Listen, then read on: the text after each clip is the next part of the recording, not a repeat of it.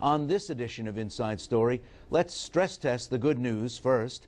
Then we'll focus on what to do about the persistent problem of long-term unemployment and the 4 million people who've been looking for a job for more than 6 months. Though the announcement was largely positive, the Department of Labor also reported long-term unemployment, or job seeking for over 6 months, remained unchanged at near record levels. 4.1 million people are currently long-term unemployed in the U.S., making up more than a third of the jobless population. Since the Great Recession, today's long-term unemployment now cuts across all age groups. Half the long-term jobless are white, about a quarter are black.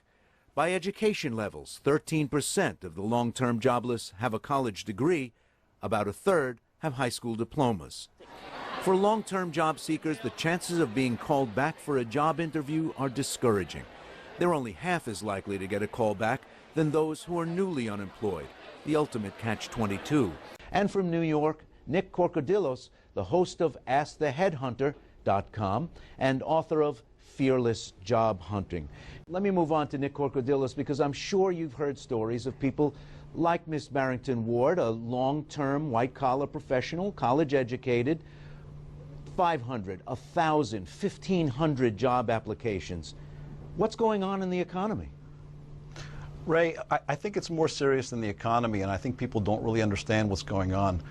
Employers, I think, own the long-term unemployment problem, and they abuse job seekers mercilessly every single day. The underlying tasks that you have to do to recruit, interview, and hire people haven't changed in over 100 years. What has changed very dramatically is the employment infrastructure, the methods, the tools that employers use to recruit and to try to hire people. Where in the past, if you wanted to find a job, you had to be able to walk into a job interview, demonstrate to an employer, hands down, that you could do the work, whatever kind of work it does. It was management, mechanical, whatever. You had to demonstrate you could do it profitably for the employer. What's happening now is, what's changed dramatically is not what needs to be done to recruit and hire. What's changed dramatically is the fact that companies are now relying on a dumbed-down, reductionist system of databases and keywords. Rather than go out and actively recruit and find people and have the intelligent discussion that helps a person show you how they're going to profit your business, HR managers are sitting behind computer screens trying to match keywords and job descriptions to keywords on resumes. And in the process, they're encouraging literally tens of thousands of people to apply for an individual job. And then they complain they have too many to process because the keywords aren't matching. Well, Peter Cappelli, this upends everything that we hear about how labor markets work. You need people to do tasks in your enterprise, and when you need them, you got to get them. How could employers just sit on openings for months on end? Well, Ray, that's a very good question. I think some of it has to do with the accounting systems and the way business operates in terms of the financial incentives, that inside most organizations it could actually look like you're saving money by not filling jobs. This reminds me a bit of Harry Truman's story about weaning his mule off of food, and said it was going real well until the mule up and died, you know. Obviously we know you can't save money by just not employing people, but it kind of looks that way because of the internal accounting. I think what also is going on is, sort of as Nick mentioned, this race toward cost effectiveness. So the big issue for most employers is cost per hire. Can we make that as cheap as possible?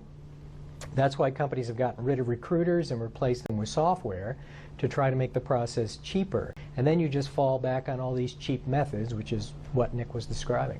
Well, Thank Nick, you.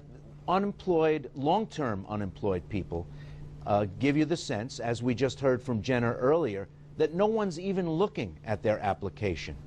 Why is that? What is it about the long-term unemployed that gives them almost a scarlet letter when it comes to the intake in HR? Right, the problem is not really the unemployed. America is in arguably the biggest talent glut we have ever faced. And what's happening in HR, unfortunately, is the process has gotten dumbed down. Employers are not looking at individuals. They're not looking at the ability to do work. As Jenna, by the way, congratulations, and even more congratulations to the company president, the CEO who hired you, because he got involved personally. He didn't process your keywords. he talked to you about how you could benefit his business. Where American job seekers are getting really seriously hurt is they're not being given the opportunity to demonstrate their American ingenuity to solve a problem. Peter Cappelli has pointed out through his own research that companies no longer invest in training. They don't want to give new workers an opportunity to ride a fast learning curve without falling off, which a lot of people can do. So the consequence is you have really good people who never get the opportunity to express how they can help an employer get a job done because they're not asked to come in and do that. They're asked to fill out a form. So Peter Cappelli, how do you change that? What do you do in a situation where employers are being too choosy?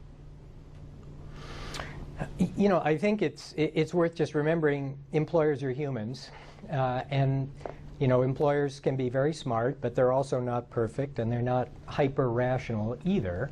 I think what employers are trying to do, which makes sense, is they're trying to fill jobs with the person who they think can do the job the fastest. The one thing that's changed in recent years is they, as Nick was mentioning, they're less inclined to make investments in people.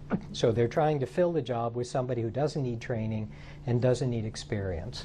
And so this, I think, is a key change now. When employers have a vacancy, they disproportionately want to hire somebody who is currently working. But Professor, let me jump in there, because your own research has shown that as Nick's talking about the key words, there are many applicants who already have the skill set that the employer is looking for, but they're spit out of the programs by using these algorithms and so on.